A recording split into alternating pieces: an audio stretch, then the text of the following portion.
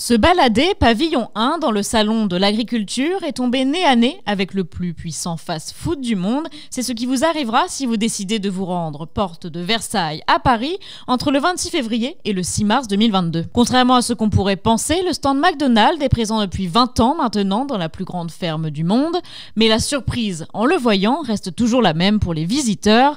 Explication. Étonnant, puisque je pense pas qu'ils proposent des produits d'une très grande qualité. Et c'est un peu le but du salon de l'agriculture de promouvoir des produits français de qualité. Et après, pas non plus trop étonnant, puisque ça fait partie, je pense, de leur politique un peu de greenwashing. Donc ça m'étonne pas plus que ça sinon. Ce sont en fait les producteurs de viande bovine qui les ont invités la première année après la crise de la vache folle.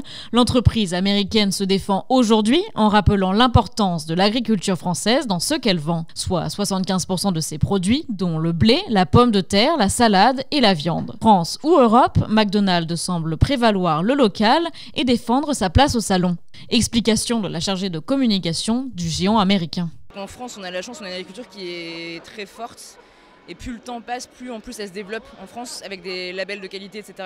Et ça a permis nous aussi d'élargir la gamme et d'acheter même autre chose que les 5 principales filières. Maintenant on fait un petit peu de bio, on fait du label rouge, on fait plein de choses comme ça et c'est grâce aussi à ce qui est proposé en France, quoi. Je pense qu'aujourd'hui si on est présent c'est parce qu'on est accepté par les éleveurs français. Donc c'est quand même le meilleur gage de légitimité.